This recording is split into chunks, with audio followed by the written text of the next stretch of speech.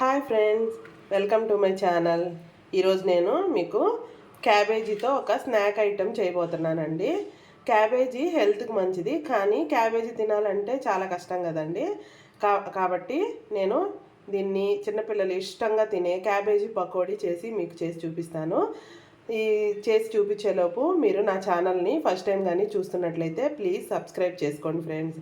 ఇప్పుడు మనము ఈ క్యాబేజీని ఎలా చేస్తానో ప్రాసెస్లోకి వెళ్ళిపోదాము. ఇందుకోసమని నేను ఒక సగము క్యాబేజీ తీసుకున్నానండి. ఈ మధ్యలో ఉంటుంది కదండి, దాన్ని తీసేసాను, ఎందుకంటే అది ఎంతసేపు ఉడకదు.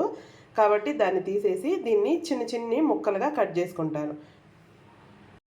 చూసారా, ఆ హాఫ్ క్యాబేజీని నేను ఇలా చిన్న చిన్న ముక్కలుగా కట్ చేసి పెట్టుకున్నాను. ఇప్పుడు దీన్ని ఒక బౌల్లోకి తీసేసుకొని ఇందులో మనకి రుచికి సరిపడినంత చూసారా ఉప్పు, పసుపు వేసేసి బాగా కలిపేసుకొని కనీసం ఒక్క 1 అవర్ అయినా పక్కన పెట్టేసేయాలండి. ఎందుకంటే దీంట్లో వాటర్ ఎక్కువగా ఉంటుంది. ఇలా కలిపేసి కొంచెం పక్కన పెట్టేస్తే దాంట్లో నుంచి వాటర్ అంతా వచ్చేస్తుంది. అప్పుడు దాన్ని తీసేయాలి. లేకపోతే అలాగే వేస్తే చాలాసేపు అయినా వేగదు, క్రిస్పీగా రాదు. కాబట్టి మనము ఇప్పుడు దీన్ని ఒక 1 అవర్ మూత పెట్టేసుకొని పక్కన పెట్టేస్తాం. సరే, 1 అవర్ తర్వాత మళ్ళీ ఏం చేయాలో చూసారా, 1 అవర్ అయిపోయిందండి. ఇప్పుడు దీన్ని బాగా పిండేసుకోవాలి. పిండేసుకుంటే ఇందులో వాటర్ ఉంటుంది కదా, చూసారా, ఇట్లా ఈ వాటర్ అంతా వచ్చేస్తుంది. అప్పుడు ఈ వాటర్ తీసి వీటిని పక్కనే ఒక బౌల్లో వేసుకోవాలి. చూడండి, ఈ వాటర్ అంతా ఇలా తీసేసుకోవాలి.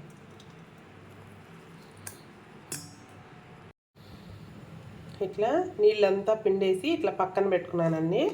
ఇందులోనే 1 టేబుల్ స్పూను అల్లం వెల్లుల్లి పేస్ట్ వేస్తున్నాను. ఇందులోనే కొంచెం గరం మసాలా, చూసారు కదా, ఇది గరం మసాలా వేస్తున్నాను. ఇందులోనే రెడ్ చిల్లీ పౌడర్ వేసుకొని తర్వాత ఇందులోనే కరివేపాకు వేసేసుకొని ఇదంతా బాగా ఒకసారి కలుపుకుందాం. ఇట్లా బాగా వీటి క్యాబేజీకి అంతటికి పట్టేటట్టు కలుపుకోవాలి. ఆల్రెడీ ఉప్పు వేసి మనం నానబెట్టాం కదండి పక్కన. తర్వాత లాస్ట్లో చూసుకొని పకోడీ వేసుకునే ముందు సరిపోకపోతే కొంచెం వేసుకుందాము. ఇప్పుడు ఇలా బాగా కలుపుకోవాలండి. ఇలా బాగా కలుపుకున్న తర్వాత చూసారు కదా, ఇట్లా బాగా కలుపుకోవాలి. తర్వాత ఇవన్నీ వేసి బాగా కలిపేసుకున్న తర్వాత ఇందులోనే చూసారు కదా, శనగపిండి 1 కప్పు వేసాను. ఇందులో 1 కప్పు శనగపిండి వేసేసుకొని తర్వాత ఇందులోనే ఒక 2 టేబుల్ స్పూన్లు బియ్యం పిండి వేస్తానండి. ఎందుకంటే బియ్యం పిండి వేస్తే క్రిస్పీగా ఉంటాయి. చూసారు కదా, ఒక 2 టేబుల్ స్పూను బియ్యం పిండి వేసుకోవాలి. ఇప్పుడు దీన్ని కలిపేసుకోవాలి. కలుపుకున్న తర్వాత ఒక స్టవ్ ఆన్ చేసుకొని అందులో ఒక బాండలు పెట్టుకొని ఆయిల్ వేసుకొని డీప్ ఫ్రైకి కావాల్సినంత నూనె పోసుకొని బాగా నూనె వేడెక్కిన దాకా చూసారు కదా, ఇలా నూనె వేడెక్కాలి. తర్వాత ఈ పకోడీలను ఒక్కొక్కటిగా ఇందులో వేసేసుకుందాం.